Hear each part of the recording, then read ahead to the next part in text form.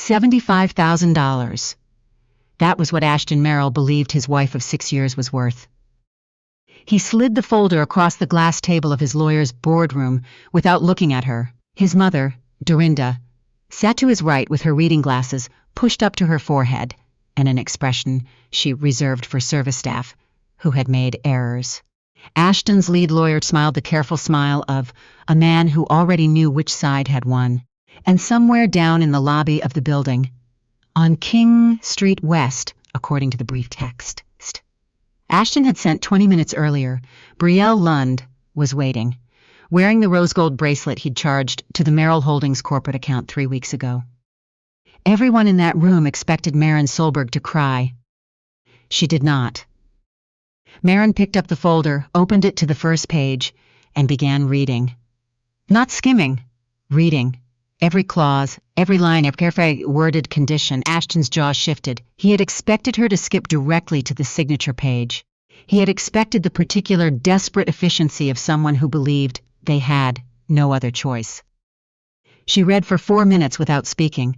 The only sounds in the room were rain against the glass 40 floors above King Street and the single tap of Dorinda's fingernail on the table, which stopped when no one acknowledged it. Then Maren set the folder down, picked up the pen, and signed her name without a single word. She did not sign Merrill. She signed Solberg.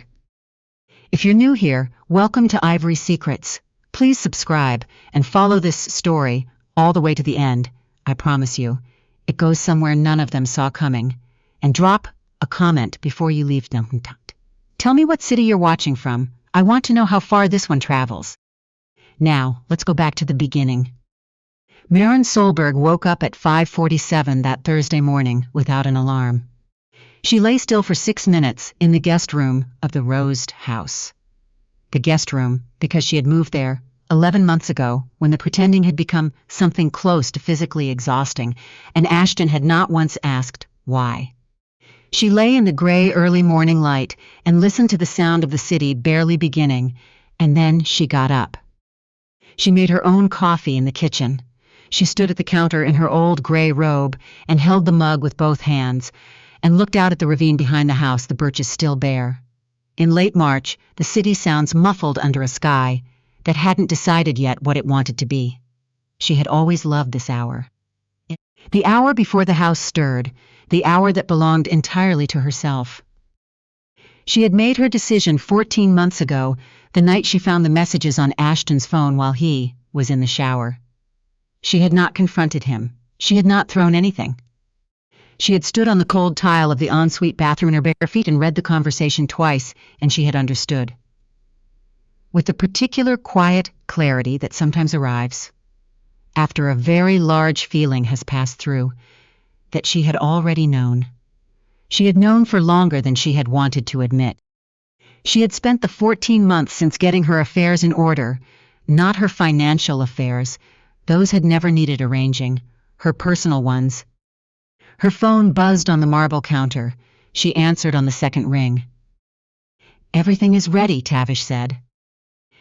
"Good." A pause. "Maren, we don't have to do this quietly. I can have our communications team release the full profile this morning before you walk into that building. Let them understand before you sit down." She took a slow sip of her coffee. "No," she said. "I want to be in the room when he understands." Another brief pause. "Understood." She rinsed her mug. She put on the charcoal blazer she had laid out the night before, a plain thing she'd owned for 9 years, and she picked up her canvas bag, and she walked out the front door of the Rosedale house for this last time without looking back once. The offices of Merrill Holdings legal firm occupied the 40th floor of a building on King Street West. Toronto's financial district had a particular quality in early spring. The glass towers catching whatever thin light the clouds permitted, the streets below, carrying the grim purpose of a city that had already decided winter was simply the cost of living somewhere worth living. Maren stepped out of a cab alone. No car service, no advance team. Just Maren Solberg in a charcoal blazer, with a canvas tote bag that Ashton had once described at a dinner with his colleagues as so very her. He had not meant it as a compliment. In the mirrored elevator, she looked at herself for a moment. The slight shadows under her eyes from a week of poor sleep, the calm that had nothing to do with indifference and everything to do with someone who had already grieved something in private and arrived. Finally, at the other side of it, she heard Ashton before she reached the boardroom, his voice carrying through the door, relaxed, confident, talking about Q2 projections, laughing at something, completely at ease. She stood outside the door for 3 seconds. Then she pushed it open and walked in. The room went quiet. Ashton sat at the head of the long glass table, flanked by 2 lawyers and his financial advisor, Carlton, a thin man who had shaken Maren's hand at no fewer than 16 events over 6 years, and never once asked her a question that wasn't about the weather or the food. Dorinda occupied the chair to Ashton's right. She had not been invited. She had simply arrived, the way Eleanor always arrived at things she believed required. Her presence as ballast against someone weaker. She looked at Maren the way you look at something that has found its way into a frame it has no business occupying. "You're late," Dorinda said. "I'm exactly on time," Maren said pleasantly. She did not take the seat they had placed for her, at the far end of the table, small and slightly apart from the rest. She pulled out the chair directly across from Ashton and sat. Ashton's lead lawyer cleared his throat. "Mrs. Merrill." "Mrs. Solberg," Maren said, not sharply, simply as a correction of fact. The lawyer blinked. "Of course, Miss Solberg. We appreciate you coming in. I think you'll find the settlement terms are quite reasonable, all things considered." He slid the folder toward her. Maren did not open it immediately. She looked at Ashton first. He looked well. He always looked well. There was a particular kind of well that came from money, and the assumption that rooms arranged themselves around you. A posture, a quality of ease. The careful suit. He was watching her with an expression she had come to recognize over the past 2 years. The expression of a man who had filed her away as a solved problem and was mildly surprised she was still present. She had loved this man. Not performed loving him, actually loved him. In the beginning, when he came home, on a random Wednesday afternoon, just to make her laugh, when he sat at the kitchen table at midnight in year 2 with quarterly reports that terrified him, and she made tea and sat with him without saying anything until the fear passed. She had loved him through his mother's careful cruelties, through the dinners where Dorinda looked at Maren's plain clothes, and then looked at Ashton with an expression that said clearly, "You could have done so much better." She had loved him, and he had looked at all of that love, all of those years, and decided it was worth $75,000. She opened the folder. She read the entire document, every line. Ashton shifted slightly. Carlton was studying the ceiling. Dorinda's fingers tightened around the strap of her handbag. After 4 minutes, Ashton leaned forward using the patient voice he reserved for conversations. He had already decided we're finished. "Maren, I know, this is difficult, but this is the right thing for both of us. You always said you wanted something quieter. This gives you that." She looked up from the folder. "Ashton," she said, "at dinner on Queen West, the second time we ever met, do you remember what you told me about what you wanted in a partner?" He frowned. "I don't see what." "You said you wanted someone who wouldn't perform for you. Someone honest." She paused. "Do you remember saying that?" Silence. "I believed you for 6 years," she said. "I gave you the most honest version of myself I have ever shown to another person. I sat with you through every failed deal, through the year your father died, through every difficult quarter. I did not ask for anything in return except for you to see me." Her voice stayed level, steady and clear, the surface of something very deep. "And then I found the messages." Ashton's expression shifted. Carlton looked up sharply. "I also found the charges," Maren said. "The bracelet, 3 weeks ago, the restaurant in Montreal in January, the hotel in Whistler the week you told me you were in Calgary." She tilted her head slightly. "The settlement papers were drafted in November. Ashton, you began planning this at least 8 months ago." Dorinda made a sound that was not a word. Ashton's lawyer moved slightly, as if to redirect the conversation. Maren looked at him, The lawyer went still.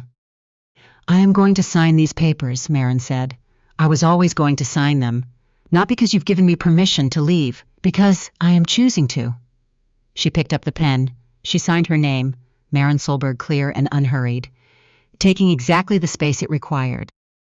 She set the pen down and pushed the folder toward the center of the table. That's it? Ashton said. Something in his voice was slightly wrong, quieter than usual, a register lower, something human surfacing through the managed ease. That's all? She stood. She adjusted her blazer. My meeting starts in 40 minutes, she said. He blinked. Your meeting? Yes. He glanced at her canvas bag. You don't. Where are you going? The door to the boardroom opened. Not dramatically, not with a bang. It opened quietly and Tavish walked in. He was 53, silver-haired, in a suit that was excellently cut without advertising its cost. He moved with the particular ease of someone who had never in their professional life been told to wait. He did not look at Ashton's lawyers. He did not look at Dorinda. He walked directly to Maren, stopped 2 feet from her, and inclined his head. A brief, genuine bow. The board is assembled, he said. The parliamentary briefing has been confirmed for 10:30. The minister moved it up. The room was very quiet. Ashton's lead lawyer opened his phone. He typed something. Whatever he found drained the color from his face so visibly that Carlton, noticing, leaned across to see the screen. Carlton's chair scraped backward. Dorinda stood up from her seat. Who are you? She said to Tavish. What parliamentary briefing? What is going on? Tavish looked at her the way you look at an obstruction, in a doorway, briefly, without hostility, then passed it. Miss Solberg, he said, your 9:30 called while you were in the elevator. They've confirmed the transcript delivery for end of week. He glanced once at his watch. We should leave in the next few minutes. What did you look up? Ashton said to his lawyer. Something had shifted in his voice. The ease was gone entirely. The lawyer turned his phone screen slowly. A professional profile, a photograph of Maren, 3 years ago, at a podium in Ottawa, the small gold pin of the Solberg Institute on her lapel, an expression on her face that Dorinda had always read as quiet and was only now being reclassified. Below the photograph, Maren Solberg, founder and scientific director, Solberg Biomedical Partners, co-inventor of 23 AI-assisted diagnostic patents, recipient of the Governor General's Innovation Award 2022, estimated personal holdings, $4.3 billion. The number entered the room the way a stone enters still water. The effect moved outward from it in every direction. Ashton's mouth opened. Nothing came out. Dorinda made a sound that was not in any language. Carlton sat down very suddenly in the nearest chair, which was not his. Ashton looked at Maren, not the way he had been looking at her for the past 2 years, not with the managed mild impatience of someone who had categorized a person and set them aside. He looked at her the way a person looks when the architecture of a thing they believed completely has just disclosed its actual structure. Is this real? He said. His voice was different, thinner, rough at the edges in a way she had never heard from him. Maren looked at him for a long moment. That, she said quietly, is the first question you've ever asked me that I genuinely wish you had thought to ask sooner. She picked up her canvas bag. The 75,000, she said, pausing at the door. Keep it, Ashton. I think you're going to need it. She walked out. Tavish followed. The door swung closed behind them without a sound. And Ashton Merrill stood in a boardroom full of people who had spent 6 years confirming his understanding of his wife and understood, in the absolute silence that followed, exactly what he had chosen to throw away. In the car, Maren sat with her hands flat on her knees and let out one slow breath. Tavish said nothing. He knew her well enough for that. Outside, Toronto moved past the windows. The glass towers of the financial district way to older streets, red brick, bare trees, a woman in a yellow coat at a bus stop checking her phone without urgency, unbothered by the damp March cold. How was it? Tavish asked after a moment. Exactly what it needed to be, she said. He studied her. Are you all right? She watched the woman in the yellow coat until the car turned a corner, and she was gone. "I will be," Maren said, and she meant it completely. Back in the boardroom on King Street, the morning continued to collapse. Ashton's lead lawyer had pulled every public record of Maren Solberg within 4 minutes of the door closing. What he found took 6 minutes to read through, and at the end of it, he placed both palms flat on the glass table and did not speak. Maren Solberg had founded Solberg Biomedical Partners in the second year of her marriage, under her maiden name, through a numbered corporation registered in her home province. The company held 23 medical AI patents. It had active licensing agreements with 11 hospital networks across Canada and 4 international institutions. Its flagship diagnostic software was in late-stage evaluation by Health Canada for national deployment. She had built all of this from the home office on the 3rd floor of the Rosedale house. The office, with the good light and the locked filing cabinet, that Ashton had never once asked about. He had referred to what she did in that office, at a dinner with his board members 18 months ago, as her little consulting. He had said it fondly. He had meant it as something like a compliment. Gordon was the first to speak. He did so very carefully.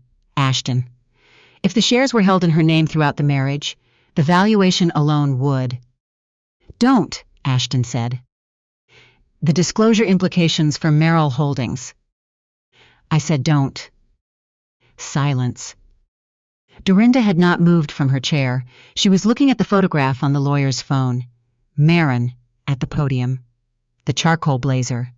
The canvas bag visible at the edge of the frame. The expression Dorinda had spent 6 years reading as a kind of insufficient ambition. She had mocked that bag at a family dinner. 18 months ago, she had said it in the kitchen, pitched just loudly enough to carry through the open door to where Maren was standing, in the next room. Maren had heard, Dorinda had known, she heard. Dorinda had not apologized. She stared at the photograph now and said nothing at all. Back across the city, in a converted heritage building in the distillery district, exposed brick, tall windows, a long table worn smooth from years of honest work, Maren walked into her own boardroom and 7 people rose to their feet without being asked. She remembered every one of them: Adeline Ford, her co-founder and oldest friend, who had taken the red-eye from Vancouver that morning; Dr. Prentice, her chief scientific officer, who communicated primarily in data and whose loyalty was to outcomes, not performance; and 5 others, each of them who had held the company's work and Maren's name entirely out of the public eye for 6 years because she had asked them to, and they had trusted her enough not to require an explanation. She sat down. "I owe you an accounting," she said. "I kept this company operating in deliberate obscurity for 6 years because I was protecting something I believed was worth protecting." She paused. "I was wrong about the thing I was trying to protect. I was not wrong about any of you." Adeline held her gaze across the table and said nothing. She didn't need to. "So," Maren said, "let's talk about what we build next." She opened her briefing document and began to lead. That afternoon, Tavish brought her a file she had not asked for, but had known was coming. Brielle Lund was 29 years old. Her father, Per Lund, ran Lund Capital, a private investment firm that had been circling the Canadian health technology regulatory sector for nearly 2 years, specifically the relationships Solberg Biomedical had spent 6 years carefully building within Health Canada. Per Lund had been in acquisition conversations with Merrill Holdings for 8 months. Ashton had mentioned this once, in passing, as boring due diligence stuff. What he had not understood, what Per Lund had been carefully ensuring he would not understand, was that the conversations were about using Merrill Holdings as a bridge into networks that should have required considerably more scrutiny to access. Brielle and Ashton had been introduced at a dinner Per Lund organized. How much Brielle herself had of the architecture around that dinner remained unclear. What was clear was that Per Lund had believed a connection to the CEO of Merrill Holdings, combined with Merrill's reported marriage to a woman he had described publicly as not really in the business world, would provide a quiet route into conversations worth millions in regulatory positioning. He had not known who Maren Solberg was. Nobody outside the company had. That had been entirely the point. Maren read the file once. She set it down. "Don't touch this yet," she said. Tavish looked up. "Ashton made his own choices," she said. "Whatever Perlun's intentions were, that doesn't change what Ashton chose to do. I am not going to hand him a way to reframe himself as a victim." She was quiet for a moment. "Document everything. Keep it. But not yet." Understood. Ashton's text arrived at 9:43 that evening. Maren was at her desk in the Leslieville apartment she had quietly rented 3 months ago. A one-bedroom she had furnished simply that felt for the first time, in years, like a space that belonged entirely to herself. She was reading a briefing document. The text read, "I know you don't owe me anything. I understand that completely. But I need 20 minutes. Not to change anything, not to negotiate. I need to say something I should have said a long time ago, and I'm asking you, directly, because it's the least I can do. If you say no, I'll respect it and don't contact you." She read it twice. She put the phone face down and went back to the briefing document. She did not pick it up again for 35 minutes. When she did, she typed, "Thursday, 4 o'clock. Solberg offices. You have 15 minutes. She sent it before she could revise it. Then she went back to work. Ashton arrived at 4 o'clock exactly. He looked different than he had in the boardroom. The suit was still good. It would always be good. That had been one of the first things she'd noticed about him, the easy authority of how he occupied a room. But the ease had changed character. He moved now with the deliberate care of someone who was choosing every step. He stopped just inside the doorway and looked around at the exposed brick, the working desk, the single framed photograph on the shelf. Maren and Adeline, at their first Health Canada meeting, the year the company received its initial certification. He had never seen this room before. Of course he hadn't. "Thank you," he said, "for the 15 minutes. Sit down, Ashton." He sat. "I talked to my mother," he said after a moment. "She knew. She's known for about 2 years. A financial contact recognized the Solberg name on a document, and she connected it." "I know," Maren said. He blinked. "You know she knew?" "I confirmed it last week. She let that settle. She thought if you found out who I was, you'd stay for the wrong reasons. She thought she was protecting something." Something shifted in his face. "She was protecting the idea of the marriage," he said. "That's different." He looked at his hands for a moment. "If I had known 2 years ago, I would have behaved differently. But I would have been behaving differently out of fear of losing something valuable, not out of any real understanding of what I was doing to you." He looked up. "Those aren't the same thing." "No," Maren said, "they aren't." A pause. "What did you want to say?" she asked. "You have 11 minutes left." He nodded.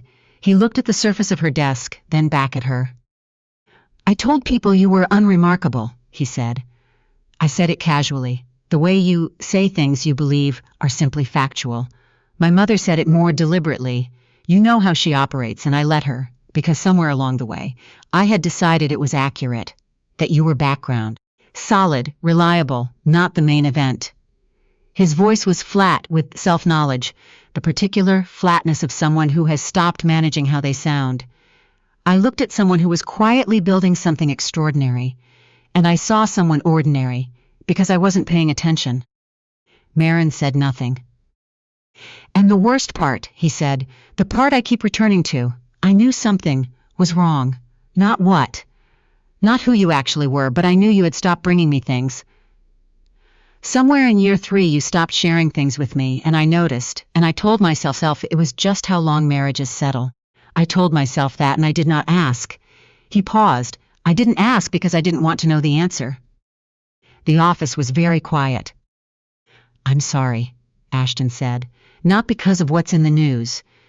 Not because of the settlement number, or the company, or anything strategic. I'm sorry because you were honest with me in the truest way you knew how, and I did not meet you there. I'm sorry because I used the fact that you were quiet about who you were as evidence, that you had nothing to say. Maren sat with that for a long moment.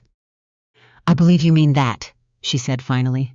Right now, in this room, I believe you mean every word of it. She folded her hands.